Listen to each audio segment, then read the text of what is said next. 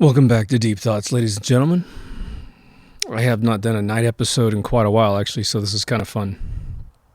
Even though I've got about 3 inside the queue. Tonight I'm going to talk about something that'll be more for your avid listener than probably your passerby. I have a million titles for this thing, so I'm not quite exactly sure what I'm going to call this thing. But it has to do with that old saying of having some skin in the game. It has to do with what we call in the modern day lexicon nutting up.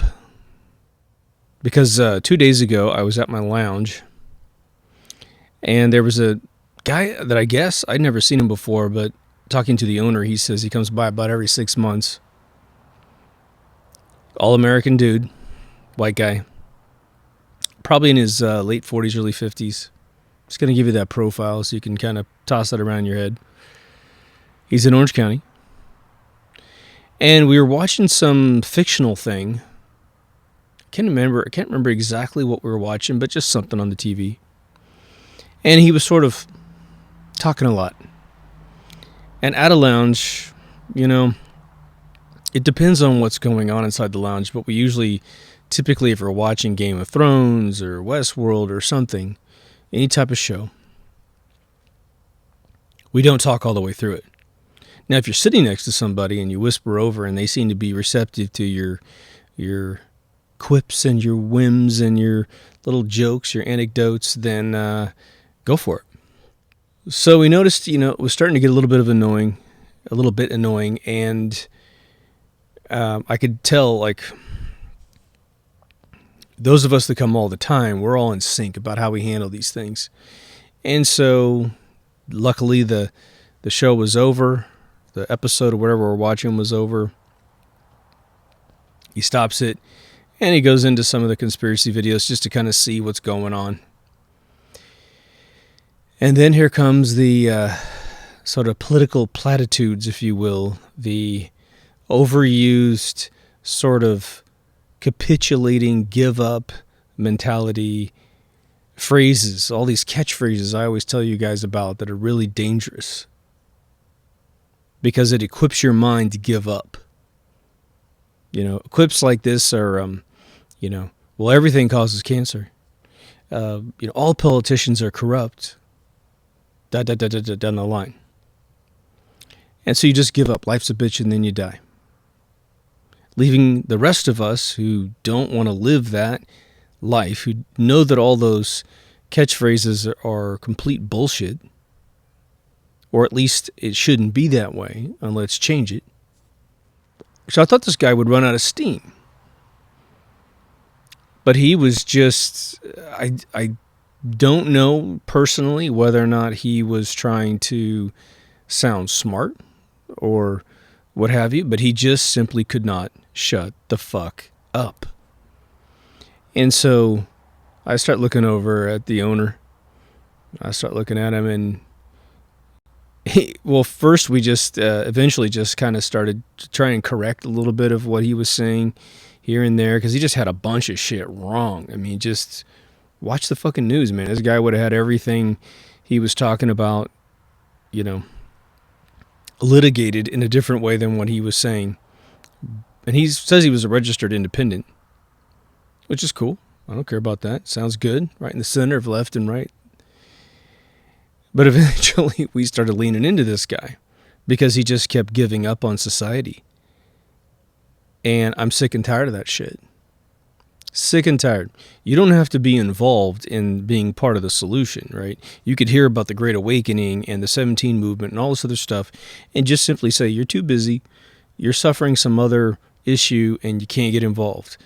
Totally have respect for that. That's great. But to sit around and sort of, get coffee for the Nazis during World War II, I don't know. But have a good reason. But if this guy was duplicated 350 million times to comprise the DNA of this country, of the indigenous population, not even counting the immigrants that are doing what they're doing, America would be done in a microsecond. Because this guy is just a big pile of pussy, man, just ready to give up on absolutely everything. Well, it's just the way it is. And so finally, I just looked at him and I said, well, you should just put that gun in your mouth and pull the fucking trigger, dude. You're giving up on absolutely everything that this country stands for. The Constitution, according to you, doesn't have any purpose. It was a silly idea. You're ready to go right back into a monarchy, some sort of tyrannical world. And once he was called out, then he tries to backpedal. But the problem is his brain's a little sparse, okay? And so he's trying to recover, realizing he's in a different group. And so eventually, we just start taking him down one thing at a time. And what was really funny is my buddy owns the lounge. He was actually smart enough to say, you're not ready for the truth. I can tell. So we'll just try to give you the basics. And what he was really talking about is the 17 movement. You're not ready, dude. Not even for the insinuation of what that thing is all about. And that's what I want to talk about, is this whole thing, this decision you have to make to get your ass into the game, to care.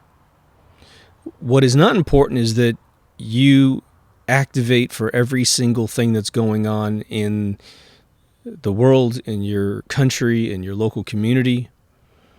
But I guarantee you, save any major situation that's going on in your life. And again, I think everybody knows that if something major happens in your life and you're fully preoccupied with that, we're not talking to you. You go take care of your life. Godspeed, Sometimes it's good to let people know you need some prayers or some help, But there's a lot of lazy people out there. Tons of time. They know everything about every sports score in the world. They know everything about every TV show that's their favorite TV show. And hey, you can work that in too. You don't have to give up what you love, but you should probably drag in at least one agenda that you can champion, something that you feel compassionate about. Do you like being free? Maybe there's a million things attached to that are being drowned out in this country. Political correctness alone is a jail cell for the mind. It incubates doublethink, doublespeak. You can't use a word for what it really means because it offends some goddamn snowflake somewhere that you may never run into. But people like to be right, and people like to extort your behavior because they've got this little paradigm on you that says, you said a dirty word. It's dirty now. And the clean word that we're going to give you to replace this dirty word, well, that clean word will be a dirty word in 10 years. And we're just going to continue this fucking game, of this treadmill of controlling you with political correctness and all this other liberal crap that's out there. And again, spare me all these arguments. Well, should we let people call people N-words? It's like, no, idiot. No one is saying this extremist thing, right? And this guy started using that extremist crap to win his arguments once he started losing, and I fucking nailed that guy in 2 seconds. I said, look, don't do that shit. I said a moron uses extremist arguments to, positions to win an argument. Meaning, if you continue talking like that, I'm calling you a fucking moron to your face. What are you going to do about it? He was trying to defend the new Green Deal. He was so completely uninformed about what's actually in that bill. It was hilarious. And as we started to tell him what's in the bill, because we have seen over 300 videos reading it to the monitor, reading it to us sitting in the room, literally reading the text as someone scrolls up the new Green Deal. This guy's telling us that's not what's really in there. You got that wrong. It's like, dude, where did you spend your spare time? I mean, seriously. Oh, he brought a bunch of booze, too. He brought a bunch of beer cans with him when he was there. Hey, I don't mind. I drink beer myself. But this guy just couldn't sit down and, chill out. We've got nice things there. Our own private collection of that kind of stuff. But it's just a lazy dude. It was a lazy citizen of this country. Not someone you would be terribly proud to call an American, to be quite honest. And I know we're not supposed to say those kind of things, but that's the truth. I wouldn't hold this guy up. If someone said, show me an American, that guy's going way towards the end of the list. But it doesn't have to do with America, does it? America is an idea. America is an idea of freedom, hatched in Europe. Magna Carta, written around 1000 AD, excuse me. That's, the robber barons, as they were called, had incubated up hundreds of years of monarch and Roman repression and said, we're not going to do this anymore. You're going to sign this, king, or we're going to throw you out.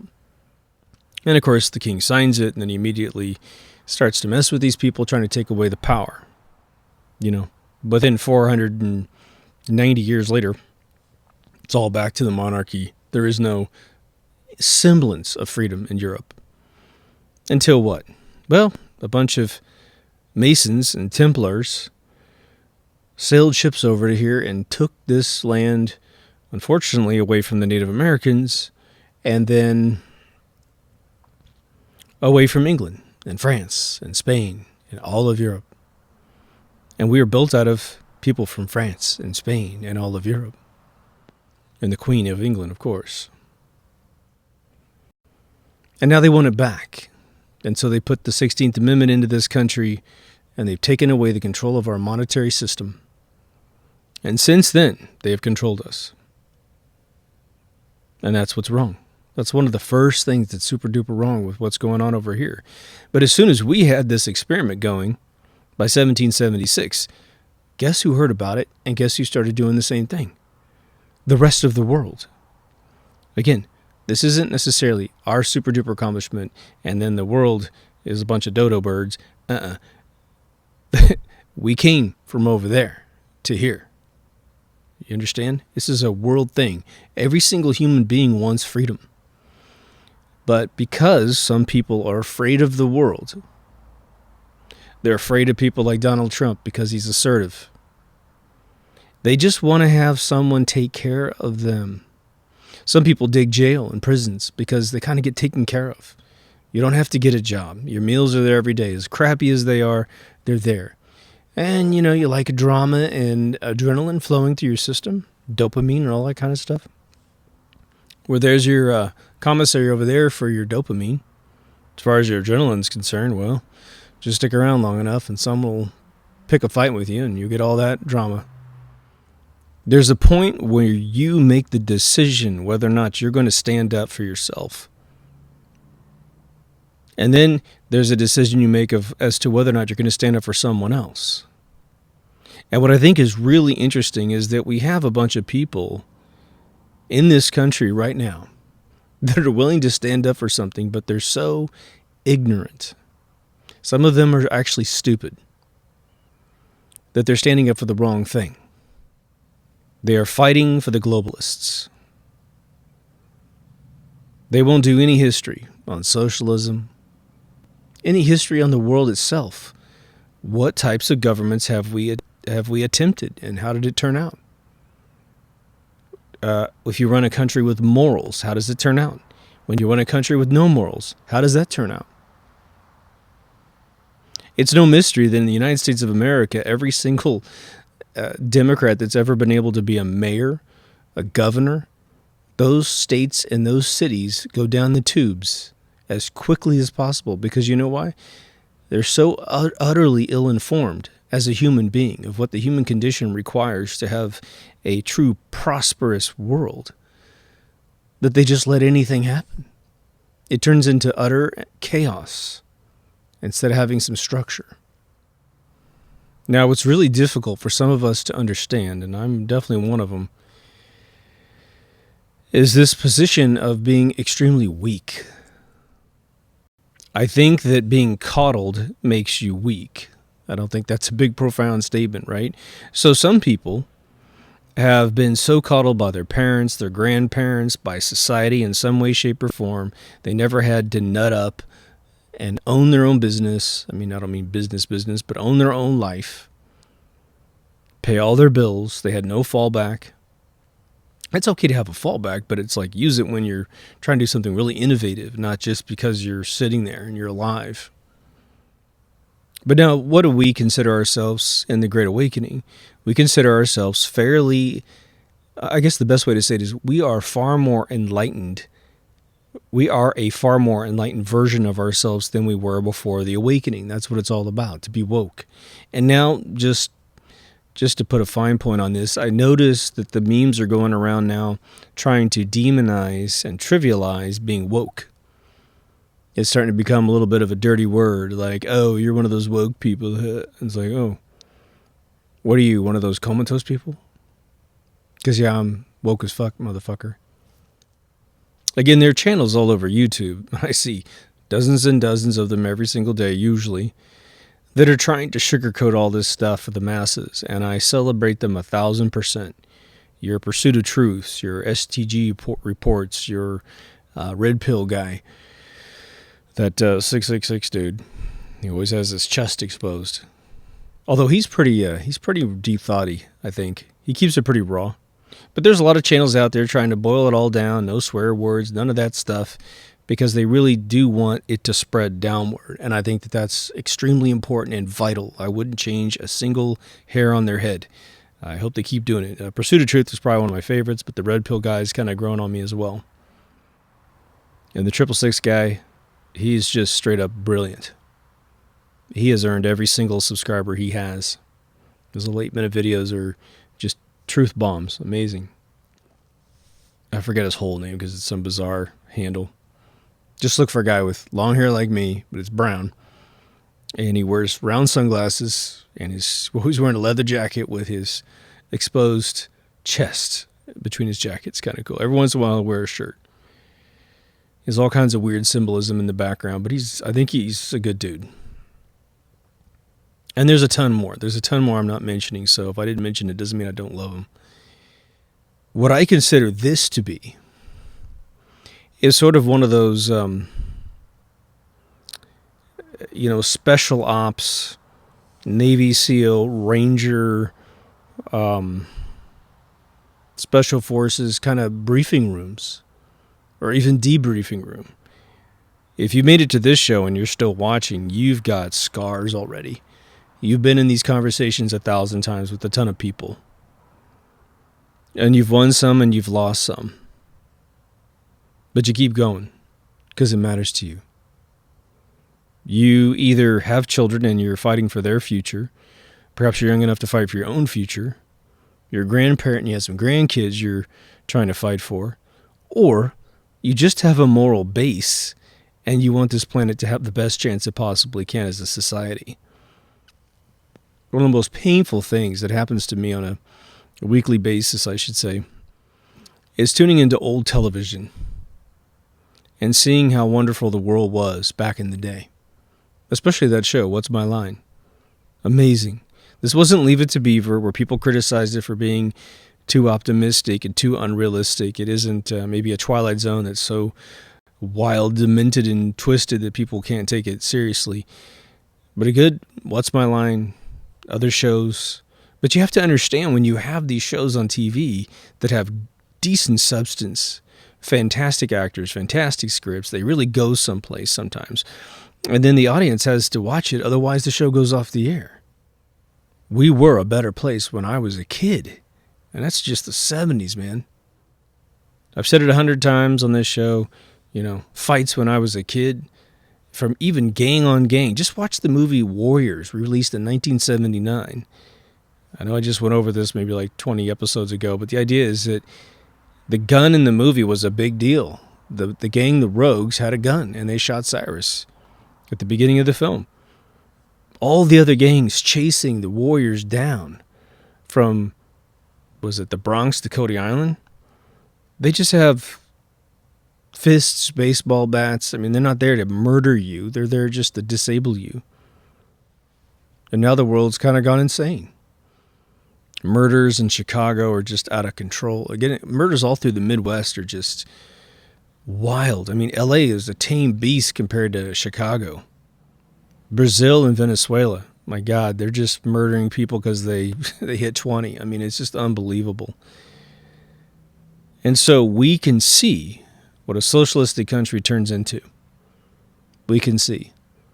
And you know what? You could even be saying, well, hey, look, no, socialism totally works on paper. Yeah, it does. So does Marxism, right? Which is an advanced version of communistic socialistic governments. But the problem with socialism is that it's immediately corruptible and controllable. That's why it sucks, okay? And that's how Venezuela's upside down with 2 leaders and no one knows who the hell's in charge. Because the second you go to socialism is the second that the banks can come down and buy one of these guys off, if not both of them or all 3 of them or whatever. Brazil was ransacked by the IMF, World Bank. That former president 15 years ago, whatever, said he's going to drill the oil off the coast and turn it into an absolute futuristic utopia. That guy was kicked out of office instantaneously. Well, could you imagine Donald Trump saying, I'm going to drill a bunch of diamonds out of the ground and we're going to sell them to the world and no one will have to pay for college or health care. We're going to have hovercrafts. We're going to tear up all the highways because no one will ever use them anymore. We're going to have bullet trains everywhere, skyscrapers everywhere. Everything's fantastic. Health care is amazing, paid for, all that good stuff. And then he's kicked out of office. And then within 10 years, America is in the middle of basically the Walking Dead. Because we're so upside down. That's what happened to Brazil. No one's paying attention. No one's paying attention. And there's something very bizarre about the bravado of South America. When it comes to killing somebody, a drug lord's girlfriend or drug dealers, hearing that, man, they just murder you in 2 seconds. And I mean, it's brutal, the shit they do down there. Well, where is all that amazing muscle and bravado when it comes to the country, the leadership of the country that leads it into the dark ages? And you really want to know what the answer is? They have no fucking clue how to run their country. No one in the country knows how to run the country. Or at least the professors that could maybe do a fairly decent job don't have MS-13 working on their side to wipe out the current government, install them. Because once corruption installs a new leader, regardless if they're corrupt or not, it'll go corrupt again. It's a lack of education, and America is no different. The greatest appeal that America has to Europe is sort of twofold. One, we're totally and completely addicted to consumerism, and so we move monetary units around. And what does that facilitate?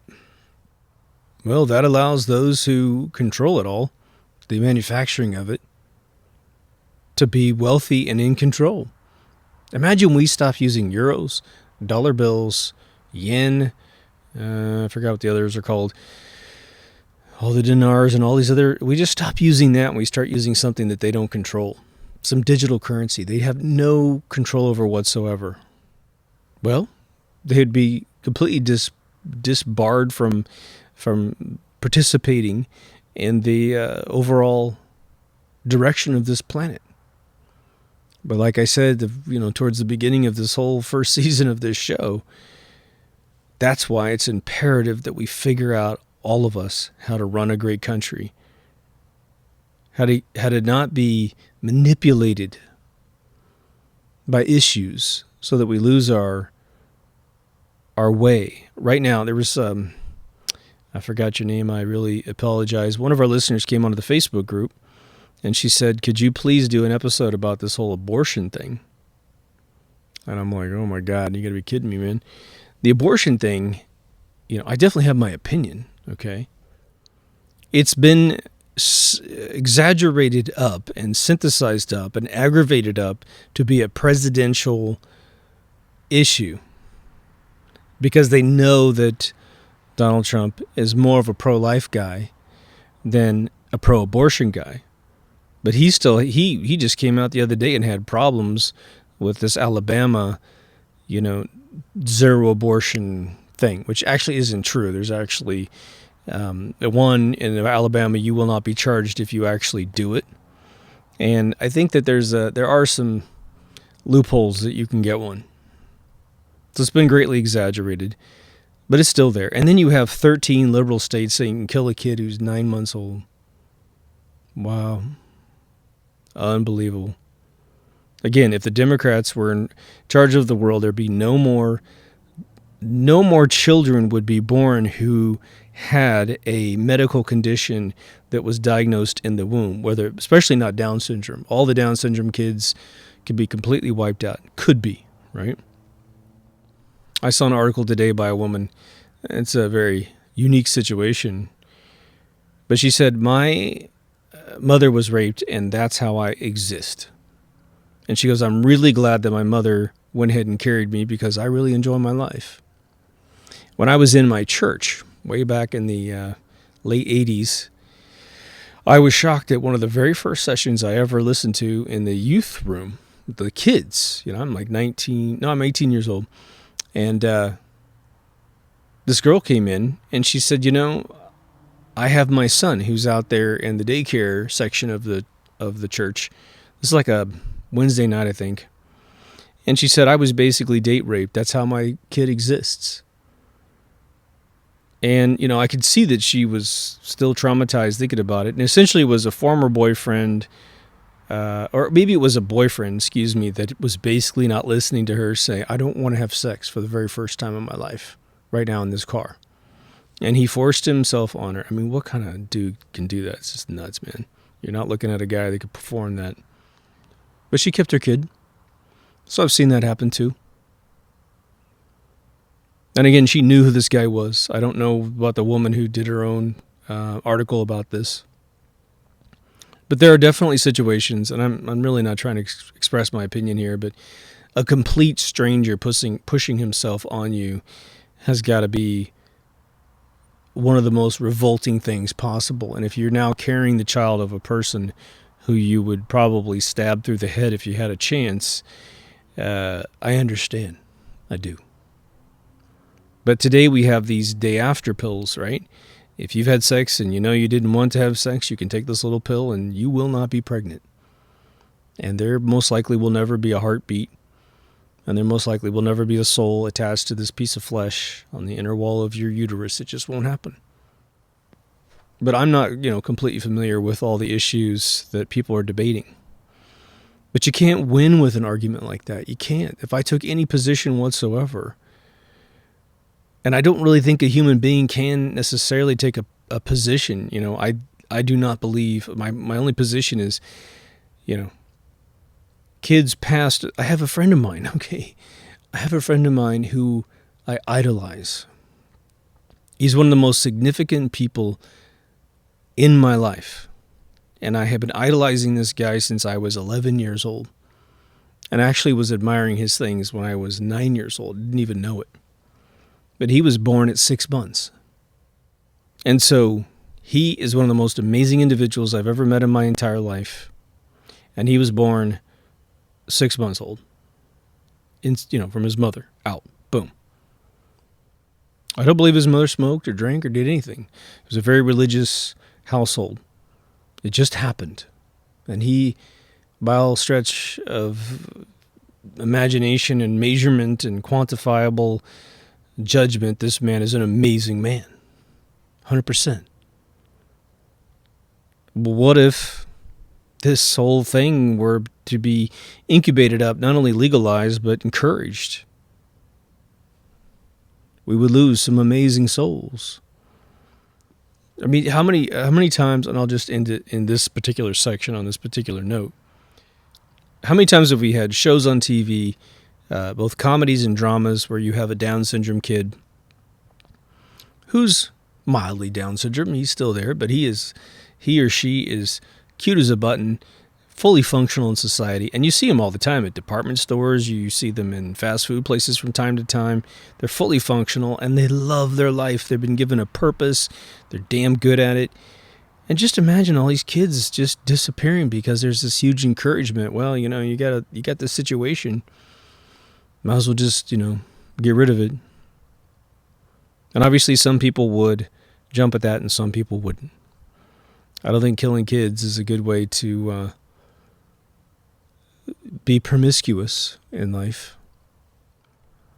And what I find just a complete contradiction in terms is that, this whole idea that, life doesn't mean anything anymore at all, right? It used to be that if the child hit air, was starting to go through the dilation of the canal, that kid had rights immediately.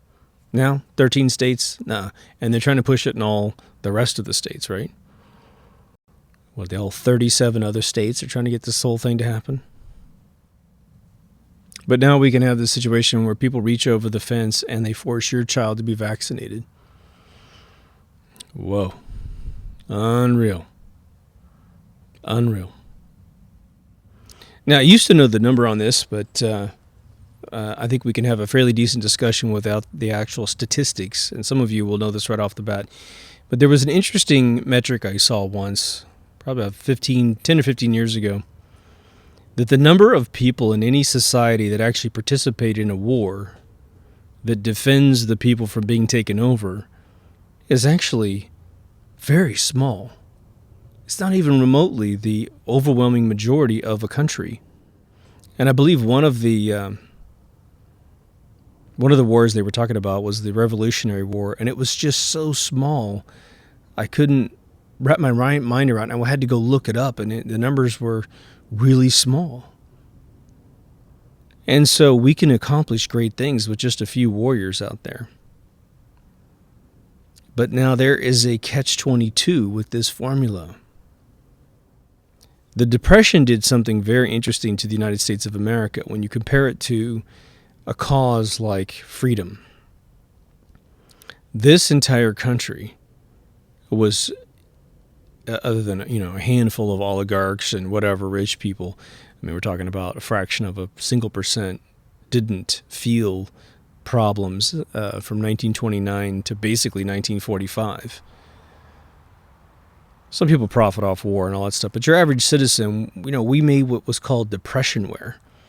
Depressionware is all of the silverware, not silverware necessarily, but the dishes and pitchers and everything that you used to serve food was made of glass, because we could get a lot of glass and it was fairly inexpensive. And so to make it more interesting, they made it ornate and beautiful. I mean, my father has a collection that's ridiculous. I think he still has it. So one thing I want from him for sure. But I've told you countless stories about my grandmother who was affected by it, and guys I was buying clothes from and all that kind of stuff. My point for bringing that up right now is that when everyone suffered, everyone was excited in 1946 and 47 and 48, and that's why the baby boomer generation occurred. It was a wonderful, wonderful time after this World War was over. And by the way, a friend of mine reminded me that America didn't really go into battle in Europe until 1944. It was very interesting. We were massing our troops over there, similar to World War I. But we made it for it after that, of course. But now, when you have a bunch of people fighting for the majority, what ends up happening? You have a bunch of lazy, entitled, piece of shit people that just think everything's supposed to be given to them. They deserve things. Elective things. Kids that deserve $1,000 phones. I mean, the PlayStation only costs, $399 right now? Probably $299. Half the places out there. Well, the new one's going to come out and it's going to be $599, and your kid deserves it. And the games are $80 to $100, and your kid deserves it. Now, there are situations where children can earn things. They get great grades. They remain decent human beings. And you can say, each time you give them something, you say, this is because you did that. And you've maintained your integrity. And you're not off doing this. And I know that even though today you've made it to this point, you need to understand the temptations are going to continue coming at you. And quite frankly, they might even get stronger and stronger and more difficult to resist. But the more you resist, the more that these kind of things, the elective things in your life, can always be there. So we have that sort of foundation where these kids are getting, entitled. To make matters worse, they're being taken advantage of. They're being taken advantage of from a political standpoint, being taught to believe in things that don't work out. Don't study history, believe in socialism. Those have to go hand in hand. You have to be a complete historical moron to believe in socialism. You just have to be. Bernie Sanders he just gave a speech and was talking about Denmark, and how what a great utopian socialism it is. And then this gentleman from Denmark did a beautiful breakdown with these crazy, beautiful animations, just slowly taking apart Bernie Sanders' entire argument that Denmark is the socialistic country that he says it is. He says, look, we are actually pulling out of this model because it didn't work. But we were smart enough and had a small enough population that we were able to adjust and pull out of it because it wasn't working. And national health care was one of the biggest things that didn't work. And everyone's going back to private insurance now. One of the most interesting things that we don't do in the United States, which I'm almost in favor of it. I don't know exactly what I'm talking about because we haven't done it. But up until the age of 18, I had dual citizenship with Germany and America because I was born in Germany, which is cool because 3/4 of my bloodline comes from over there, so that works out great. And the 1/4 that we don't know, we're not quite sure where the hell that guy comes from. He came over here from a ship from England, but we can't find any British people look like us, so we're still trying to figure that out. But they said that if I wanted to keep my German citizenship, that I would have to fly to Germany and enter their military for at least, I think, 1 year. I'd have to go through their basic training and then just do whatever they told me to do for 1 year. And, it was a fairly peaceful time in 1987, so it wouldn't have been the end of the world. I wouldn't have been falling into some war or something. But that's what was required of me. And I thought, that sucks, because I really dug the dual citizenship idea. Now, maybe that's not true, but that's what I was told. And I've heard it from other people. But now in America, we don't do it. But a ton of countries do. They force you to go through 1 year of military training. Now, let me make a distinction here. I don't think the kids should be indoctrinated to lust for war by any stretch, but your average video game does. So I think a video game played for 5 to 10 to 15 to 20 years does a hell of a lot more to make a kid lust for war than going to basic training. What basic training has done for people that I know personally, because I lived on bases from time to time. And if I didn't live in it, I lived next to one, and we always shopped at one, and I had to clean out barracks as a kid, and my father was in the military, so I was very, very engrossed in military life until I was probably about 13 years old. But then even after that, my father's a very proud soldier, so. But it gives people structure. It gives the people a sense of orientation. Where are you? Well, you're in America. Well, what does that mean? Well, for your average kid in the city, it's say Los Angeles, they may never know. They may never leave Los Angeles. They may never leave California. That sounds nuts, but it's definitely the truth. I know people in my hometown. Hell, I got a relative who's traveled only out of the central states from, say, Kansas, Oklahoma, and Texas. He's only been out of those 3 states maybe 3 or 4 times his entire life. And it's only for like a week or a day or something, and he's back. Knows nothing about the world. Nothing. Unless he's changed dramatically. But there was something about this guy that came into the lounge that I think is very interesting.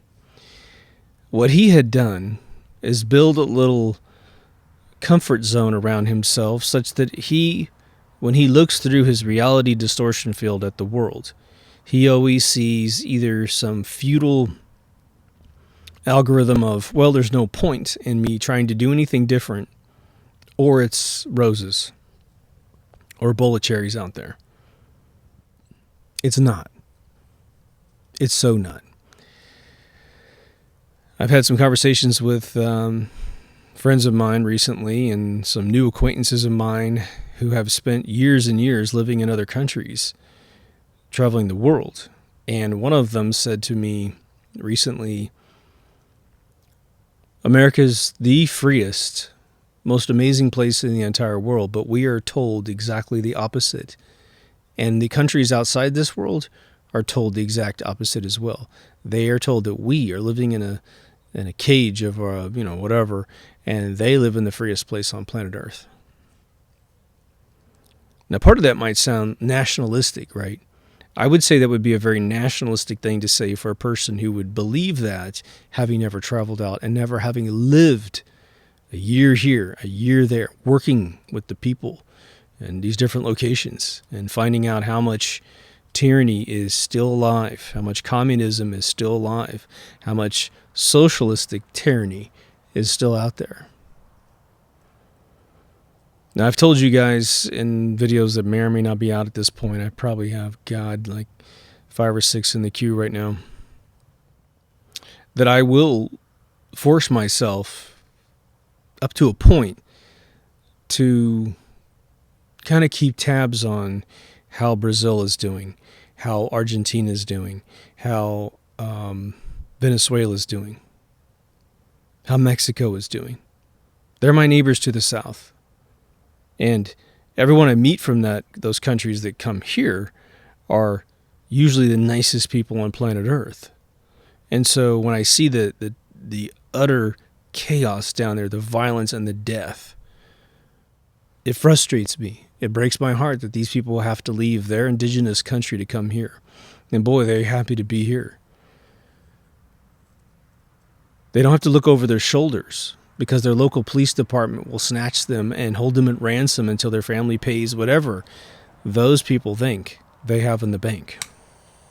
I have friends of mine that go south of the border all the time, and they have a full strategy about what roads to take, what roads not to take. They keep things in their cars they can bribe these guys with if they get pulled over. I had a friend of mine recently go down there. She went 2 hours below the border. And I was very interested in her opinion, because I don't think she'd ever been down there besides flying way down there and never really seeing, the indigenous life. And she said, it's nuts. You go into the Stone Ages down there. She goes, there's no paved roads where we were. And she said, it's just huts and sewage is everywhere. And it's like these people don't seem to know that that's what they live in. Okay. It's not like someone has to live like we do. But when I look at the pain and suffering that comes from these nations that attack their own people, the people attack their own people, the cops attack their own people, politicians are as corrupt as they could possibly get. Most of the politicians can't get elected unless they have very close relationships with drug lords to ensure that the drug lords will be able to do what they want to do and no one's ever going to stop them. Most people just want to make a ton of money. That's all they want to do. Whether they sell something illegal or legal, they don't really care. But no one's ever brought them something that's legit that makes up for this super easy thing called cocaine. I'm always talking on the show about how, I'm very careful about getting in anyone's face because I usually don't. In fact, the last couple times that I've ever gotten into someone's face, one of them was probably 10 years ago, almost probably to the year. And the other one was this guy, which was pretty soft-handed a couple days ago. But I was just sick and tired of it. I was like, look, this guy's done with his stick. He's just sitting there. And if he gets up and leaves and never comes back, oh my God, it couldn't come too soon, Sort of the opinion I was in within the moment. But I was letting this guy have it, and I was being funny at the same time. So the room was kind of laughing at the same time, and he's trying to backtrack out of it. But he ended up getting extremely defensive. He did actually leave sort of angry, but he was also sort of falling asleep in his chair because it got really late. I think we went to about 2 a.m. But the other one is a story I told many, many years ago, which I was sitting at a restaurant, and it was the news was on. It was something about one of these great Nobel Peace Prize Obama wars that were going on in the Middle East, and this old Italian guy was at the end of this bar, and he was rattling off about how we should go over there and just kick their ass, and it was some bizarre area of the world that we shouldn't be in the first place. And I just looked at the guy and I said, were you ever in the military? No. Well, then how can you sit there and just throw our young people like bodies on a fire? How can you just sit there and do that? And then, do you speak the language over there? Do you even know what the issues are? No. And I leaned into him for just like 10 seconds of talking. And the room kind of went quiet a little bit. And then about an hour later, the guy came up to me and he said, I'm really sorry because you're right. I was knee-jerking my response, and I should have thought it through because I'm not really thinking about the human life that I am just throwing around to solve this problem. Now, I made a commitment to myself not to do it like that ever again, but it worked in that moment. Sometimes you just got to be in the moment, What's interesting is I've seen some pretty frivolous class action lawsuits in my lifetime. I've seen some stupid lawsuits where people made millions and millions of dollars for just having no common sense whatsoever. And what I think is fascinating about that is that, first of all, when you hear a lawsuit go through and this ridiculous circumstance, someone makes like what was it? And I don't mean to belittle. This is one that comes to mind right off the bat. Well, there was the famous McDonald's hot coffee thing that someone was given hot coffee, and it was obviously way too goddamn hot, and it spilled on them in their car, I think, and burned them, probably first degree. I don't think hot coffee could get anything over first degree, but obviously caused some bodily injury, and the person definitely deserves some compensation. But the compensation was off the charts. It was a 7-digit compensation, if not higher. And this is like in the 80s or something, right? And you're thinking, no, wait a minute. My buddy had, the tip of his thumb cut off in a cardboard compressor in a warehouse. And the attorneys told him, well, the highest that anyone's ever made for this kind of injury, when another guy yanked the thing down on his finger without checking to see if people were clear of it, was $15,000. He lost a quarter of an inch off his thumb. And he tried to fight it for more and ended up getting less. He ended up getting less than $10,000 for losing a quarter of his thumb. And this person has a temporary burn that's going to heal up just fine and gets like $1 million, $3 million, some goddamn crazy amount of money. Now, why am I talking about this all of a sudden? Because as I look at all these poor kids, these millennials that have got these degrees that are absolutely unemployable, and a bunch of them Gen Xers or Gen Zers going in to get another round of this shit, they should get together and sue the living crap out of these colleges. And all they need to sue for is 2 things. 1, you're going to absolve my debt completely. 2, you're going to pay for my college somewhere else, not your shitty school, but somewhere else where I can get a degree that actually has a job attached to it. A trade skill, perhaps. If someone can make $1 million off of hot coffee, then by God, every one of these kids should go through McDonald's drive-thrus and spill coffee on themselves. Pocket $900,000 and go get a great college education. Take $500, go to Harvard. But these schools should be on the hook for re-educating kids. If nothing else, at a bare minimum, they should have to re-educate the kids into better degrees for free, with some subsidies so they can pay their bills while they're going to school. What came up a couple days ago with this conversation with this dude, and it was around him because he didn't have any information about it. He kind of agreed with it, and we moved on. But the whole thing about the VA hospital, the Veterans Association, I guess that's what that stands for. Our soldiers go and fight wars so that bankers can make a shit ton of money. But the second the soldier gets back, they don't want to have anything to do with their bodily injuries. These poor soldiers were having to drive, before Trump got into office, soldiers were having to drive 8 hours to 12 hours in one direction because their referral wouldn't allow them to go anywhere else, anywhere near where they actually live. Obama said, oh, you can keep your doctor, you can keep your plan, all this other horse shit. Fucking lie.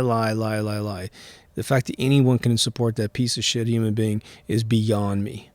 Trump comes in, boom, VA's taken care of. These guys can go now right in their backyard. That's progress. But why do we have to elect Trump to get something like that to happen? Who are we? What are we, a bunch of peons? We can't make demands. This is our country. It ain't Pelosi's country. It ain't Schumer's country. It ain't Schiff's country. Comey, Brannon, all these scumbags, it's not their country. It's ours. But we're funding apparatus where they can actually spy on us illegally to then frame us for anything that they want to distract the people from. And they're good at it. They're really good at it, aren't they? If something were to happen to the world, let's just say, the day the earth stood still kind of thing, where, let's just say, human beings lost power. This is huge, right? Everybody knows. Once you do a little bit of math on this, it's sort of disturbing how bad the outcome would be. But if the United States of America or the whole world, some coronal mass ejection, some FF that might happen, and they killed the power for 1 year, hell, even a month, it would be so massive, the loss, the death, and the suffering, if we lost power, that as soon as we got power back, we would understand how valuable electricity is, and we would take measures to ensure that all power is protected, that all power is super duper redundant, that nothing can threaten power. You know, as long as there's a waterfall out there, there should always be power. You can't stop water from falling unless you ice the whole place down or you cut off the water supply. But a water turbine situation, we haven't made any of those since 1973. America banned it because the oil industry and the electrical industry said, no, that stuff's really cheap. And we got to charge a ton of money for power. Like I said in my energy episode, raise your hand if you chose gasoline. Raise your hand if you chose electricity made by whatever technique, nuclear power plants. Raise your hand if you were the person that said, I got all these other opportunities to do geothermal plants and zero-point energy systems, but I choose this monetary unit system where they can sell me a unit of power, a gallon of gas. None of us chose that shit, people. The fucking JP Morgan people, the Rockefellers, the Rothschilds, the Habsburgs, the Peseurs, the Windsors, all these people, they chose that stuff for us so that we would be repressed by its very existence. You know, I didn't know this, but this has come up twice in like 3 days where I heard from something online and then I heard it from a friend of mine. It's illegal to surcharge or to, it's illegal to raise the price of milk in the United States of America. I don't know if that's the case in other countries. I hope it is. But because it's a strategic resource of health in this country, and I don't know a ton of people that drink a lot of milk, but it is. So they protect it. Anything that becomes a strategic resource of mankind becomes a regulated commodity. Well, wouldn't you say gasoline is pretty regular or pretty strategic to the existence of all countries, at least all first world countries? Hell yeah, it is. But it ain't regulated. Go buy a gallon of gas in Santa Monica. It's nearly $5 right now. And all their excuses for raising the price of gas, it's all bullshit. It's all bullshit. It's all supply and demand, and more people travel in summertime, so they gouge us while we're all driving around. When it's cold and rainy, they just bring down the price because no one's traveling anywhere. Why do it? Electricity, water, trash, food of a certain level, right? It's all strategic resources for humanity. Milk's food, you know? But we're all pretending to be morons so that we never wake up in the morning and have to do anything with our life. Now, some people worry about online, and I think it's a non-issue. It's a non-issue at its very core, but there was an era there for a little while where we had some people, kind of going nuts and making videos online threatening the safety, the literally physical safety of people. Hey, there's definitely a handful of people that if they met their end in the near future, some champagne would probably sell off the shelves. But people would worry about, expressing an opinion against a particular individual because they don't want someone to hear what they say and then there to be some sort of violent action towards another human being. You know what? The best thing we can do is just help ourselves and help each other. And these people that love control and measure themselves by how much they control us, they will simply suffer sort of a human jail wherever they are because they've lost all their power, all their influence, and their name will be dragged through the mud. Was it that documentary on Netflix, which is the relatives of the Hitler family? It was a fascinating thing. I guess it was, technically speaking, until you start researching Hitler escaping to Argentina and living into the early 60s with Ava, dying in the late 60s. It's pretty much confirmed at this point. For some of you who don't know that, go do your research before you start yelling at the screen. But anyway, there's relatives, and, it's hard. It's hard having that last name. Well, there's a bunch of last names that are going to have a really tough time if we can just continue the Great Awakening, this Freedom Renaissance 2.0. But there's always somebody wanting to mess with it, right? Always, always, always. And that's why you have to put things in place to catch crimes. Crimes of control. I had I think I told this story at least once before. The guy at the lounge 2 days ago was, again, coming up with all these sort of, capitulating serfdom, slavery platitudes of why nothing will change. It's all the same way, da-da-da-da-da. Knew nothing about any of the movements in the world that are poised to really change things. He hadn't heard of the Yellow Vests, and the Yellow Vests are now in their 6th month in Paris, trying to change from this horrible sort of globalist socialist world where they make 1,100 euros a month on average, but the average one-bedroom apartment in Paris, France, is 900 euros a month.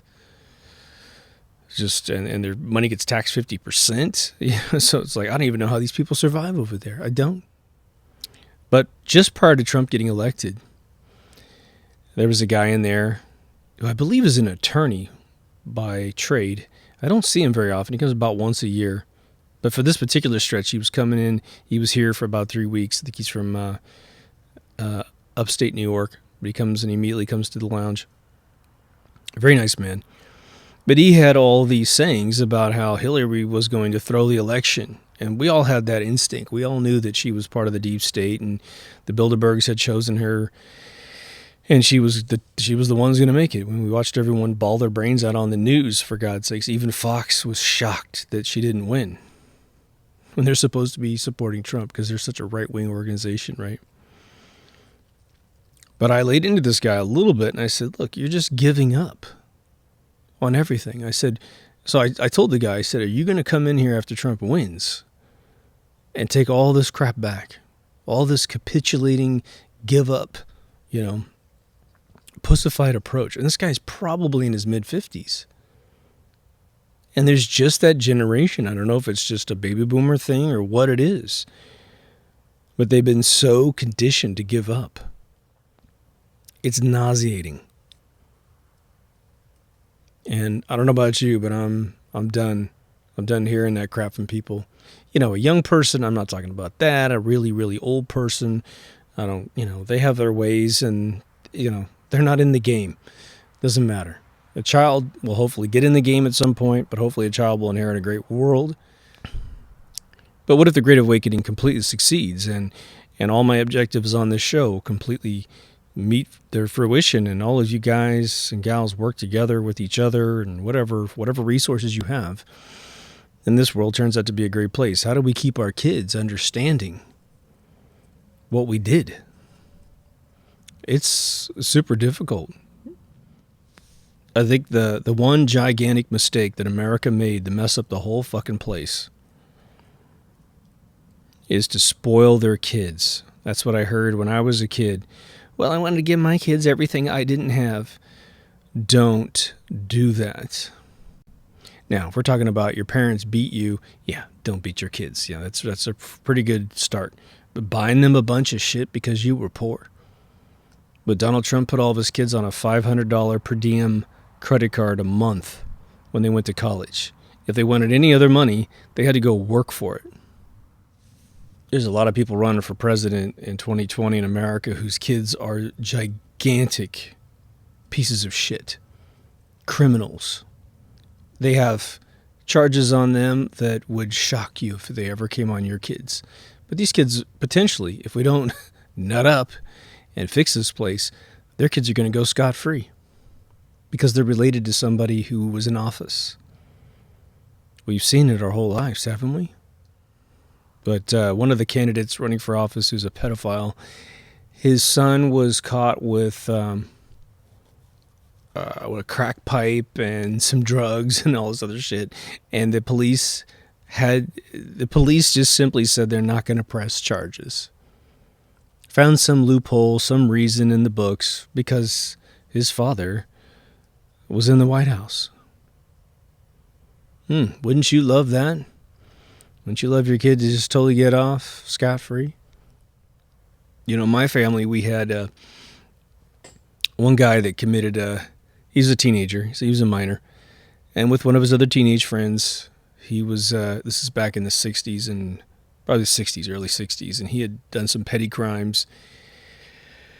And at one point they attempted to steal a safe out of this, I think it was a gas station or something, and they put it in the back of their truck. How they even got in the back of this car, I don't know. It's a little 50s car, right? If even that, maybe it was a 40s car. So it was a really rugged, big car. But this safe is weighing like, I don't know, 500, 600 pounds. And so this car they can't close the trunk lid, and the car is like all sunk down to the ground. And they're just driving down the street with this thing, and the cops are like, oh, that's weird. 2 teenage boys, and there's a safe in the back of this car. We can see it. And so they went and they flipped on their lights. They went through a hypursuit chase. And so when it came time to go to jail, to go to juvie hall, one kid did go to juvie hall for a very short period of time, ended up being an excellent individual who built a wonderful family. That guy ended up being my karate teacher at one point. It was kind of funny. Good guy, soft, beautiful soul. But my relative, who was with this guy, his father went to the judge and simply said, what are you thinking? Because I'm going to kick my kid's ass. Probably a lot worse than you will if you'll just release him to me. And judge is like, okay, what are you thinking, man? Because I'm just going to send him to juvie hall. He'll be out in like a few months. And he said, my relative said, from what I understand, he said, that's just going to make him more of a criminal. I'm going to straighten this kid out. And so he released him to my relative.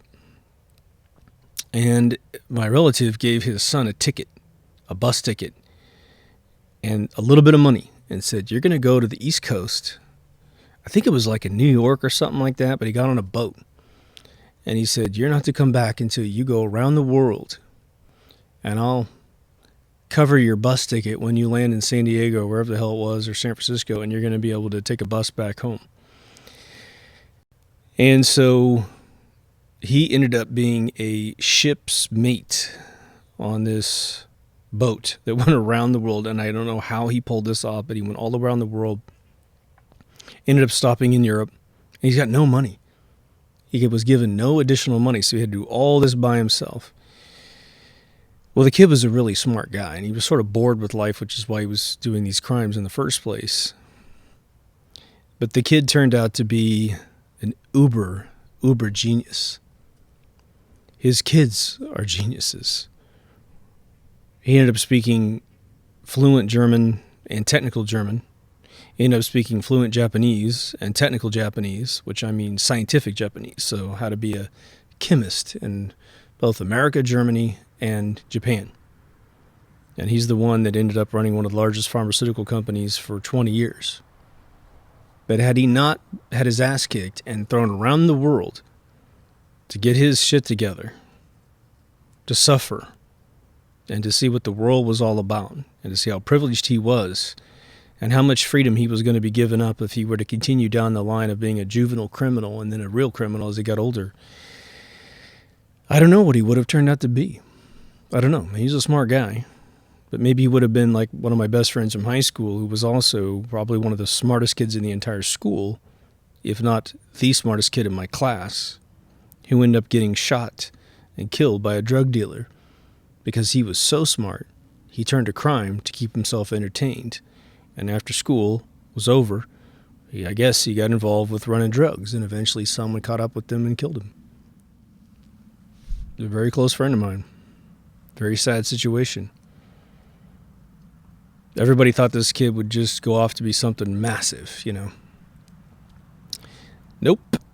Died. So here's my advice and my hope for everybody who can hear my voice at the end of this episode. Because if you made it this far, you're exactly the candidate to listen to this notion. There is something you can get involved in. I don't know what it is. If nothing else, you might view some of this more political stuff and boil it down for people that you know how to communicate with, but you know they would never watch the sources that you watch to understand what's going on in the world. I have friends of mine that campaign against chemtrails exclusively. And they've done the kind of interviews I've done with pilots, and they found out this stuff is extremely real. You may be someone who's about anti-cancer things. You might be about the cure to cancers. You might be someone who gets on the bandwagon of education. Whatever it is, you have something you can champion, and something that you're really well equipped to champion because of who you are as a person. I don't know what that is, and really no one should tell you what to do. You should find it for yourself and find out where your passions are and go for it. There's plenty of agendas out there. Look at Candace Owens. You know, I was talking to another female friend of mine. I was talking about Candace because it dawned on me a few weeks ago that I don't think she's old enough to run for president yet, because I think she's under 36. But if she ever gets to that age and runs for president, I don't know what she's going to do with her life personally, and I have no idea if she would ever do such a thing. But if she ever did, I would be more excited about a presidential candidate than I have ever been in my lifetime. Now, what we haven't seen, and what always concerns me, and I do apologize, ladies, and I would be interested in your opinion, actually, on this one. If there's female prime ministers, there's female chancellors, female presidents all around the world. But being the president of the United States of America is, I think, more daunting than being the president of any other country on this entire planet, because of our military strength, because of everything we're involved in, especially probably the crimes that we're involved in at this point that are being exposed. But perhaps by the time someone like Candace would run for president, maybe we have several wins in a row. We have several real presidents that don't go to Bohemian Grove and the Bilderberg Group, and they're not member of the CFR, the Trilateral Commission, or any of that stuff. But I like her style. I like the fact that she can see more than most people in this world. She sees more than I see. That's for damn sure. But we know that the world's a fairly chauvinistic place, right? We know that's the truth. And so when it comes to foreign affairs, this is my question for you ladies, and anyone else just has an opinion, of course. When it comes to foreign affairs and having to deal with, and I don't mean to cast any dispersions on this example, but let's say Vladimir Putin. The dude gets elected every single year. He's been in office since 2000. January 1st. So he's been in there 19 years. I don't know how much further he can go, but he looks pretty healthy to me. Doesn't he look pretty healthy to you? I think he likes his job, and I think he feels like if he leaves his position, his country might suffer immediately and go backwards. I don't know. I don't know what this guy's opinion is. We have a dude in Venezuela. Was it Maduro? He's a big guy, right? He's 6'8", some big giant dude. I don't know how tall he is, but by God, he looks like a freaking Gort walking around with his other people. He's a big guy. I don't know if they would. I mean, there'd be obviously some people that would have an immediate, disrespect for a female. Some would probably try to woo a female and try to play all their man tricks on a woman. But I think that someone like Candace Owens would see obviously right through either tactic and be strong, be a super strong. She's a super strong female. I love her to death. Now, she could change her position and we could disagree in 2 years, but I don't really think that's going to take place. But she's an example, in my opinion. She's like a perfect archetype of a female for me. She has her own causes, and she is intimately familiar with the causes that she's involved in. And when she speaks, you just stop and listen, man. It's just beautiful. She's the antithesis of Cortez, who you hope you never hear talk ever again. Cortez didn't know what a garbage disposal was. Can you believe that? She did a video where she videotaped a garbage disposal and was trying to say, oh my God, like, I don't even know, like, what this thing is. And, like, I've never had one wherever I've lived before. And you're like, you don't know what a garbage disposal is? You're how old are you? And you've never had a conversation about one? You've never been to your friend's house? You never saw your friend's mother grind something up in one of them? Really? She's supposedly, again, graduates top in her class everywhere. That scandal of people buying degrees, I think, is aimed at her. But when I see, like, there's definitely a big thing going on in the world right now with the big girl power movement that's going on right now. It's been going on for probably about 10 years, right? Where you've got these, superheroes of all these movies are females. And to a point, it's great. You got Wonder Woman. No one wonders if that's real power. But then you have things like Game of Thrones with these, like, 110-pound girls knocking out, 6'8" guys. And it concerns me as a father that I would have, 4 daughters and they would watch these shows. And this is where you see all those videos online where these girls are out in front of nightclubs and they're at Denny's in the middle of the night and they're talking really, disrespectful to another. Maybe they've been disrespected, I don't know, but they're picking fights with grown men and then they're getting knocked out.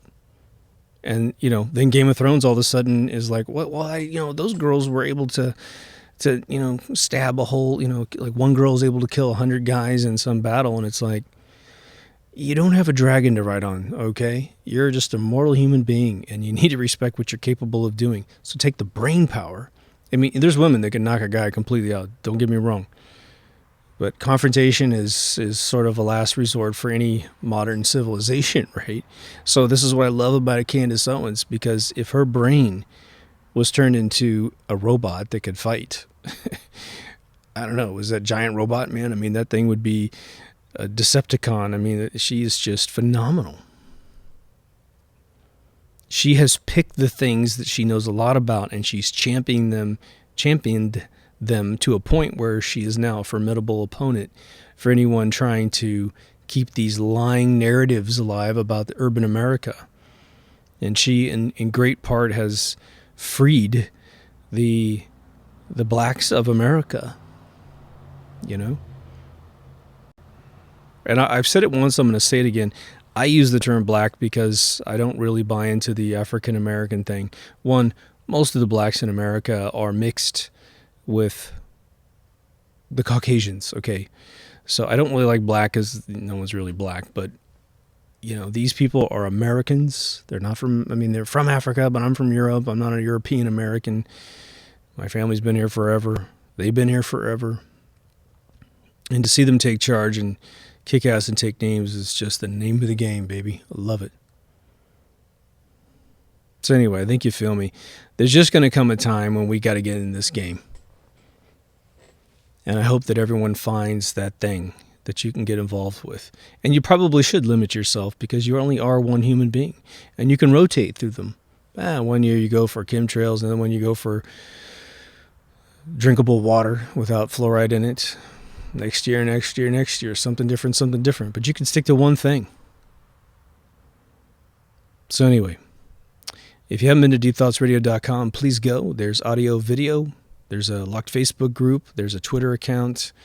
There are 2 ways to contribute to the movement financially. There's Patreon for a monthly sort of thing. You can put $1 in there. What you get from that is you get early release links to all the videos. The only time I don't do a complete early preview is if I'm releasing on a Friday night and I want everyone to have something as they enter the weekend.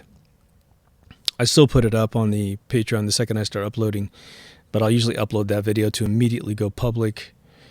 There's a PayPal account. No one's ever used it. One person desperately asked me for it because they just want to do a one-time contribution. It all helps. It's cool. Again, I buy quite a bit of software to get the show going, and the sticks and all that good stuff. But it's a lot of work to drag all this stuff out constantly. Again, each season has 100 episodes, and I just want you to sit down and think about making 100 episodes on subjects. Most of my close friends who watch the show always come up to me and go, how do you think of new things to talk about? And I'm like, it's rough, man. Good, probably 10% come from you guys, and the rest I'm just trying to mind my own brain as it goes throughout the day. The season 1 remastering is going beautiful. I'm now at... I'm in the 50s at this point, and now the shows are actually well edited to begin with, and so I'm not having to do a hell of a lot of editing. So I can do a new show in a matter of about 15 minutes, which is beautiful. So I'm going to start pounding those out. BitChute is working fantastic. Probably by the time this show actually ever airs, BitChute and the YouTube season 1 link that's on the website will be synced up. Once BitChute hits 100 episodes, then I will be able to move 300 episodes up just by uploading and cutting and pasting the text over. That's the part that takes forever, is like looking up the old videos. And what's funny is when I have to look up my old video to then cut and paste the description into these other services or the other channel, I can go into my channel and then do a search on the video links, which I do sometimes. I'm actually using my blog site now to do it, but a lot of these videos don't come up at all. And so I just found one today, which I think was episode 42 or something like that. It was the one on talent. I didn't realize it, but YouTube had crushed the audio. They completely silenced the audio on this video. So that thing's been up there for a long time with no music, no speech or anything. But when I tried to search on it, it didn't come up in the search no matter what I did. So a lot of season 1 has that sort of banning thing on it for whatever reason. So again, probably about 50 and up on season 1. There's going to be a good 10% if you're outside the United States that will have never been accessible to you until this remastering process. So again, what I'm doing is cleaning up all the pauses and balancing the audio levels. That's the huge thing. But pretty much around episode 50, things started cleaning up pretty good. But there was a point where my Macintosh died, but that wasn't until later on, I think in season 2 or 3. So now I run on Windows 10 when I actually do this show. For any of you who are curious, I edit it on a Mac. So I'm bi-platform. Anyway, take care of yourself and someone else, and I will see you in the next Deep Thoughts. Over now.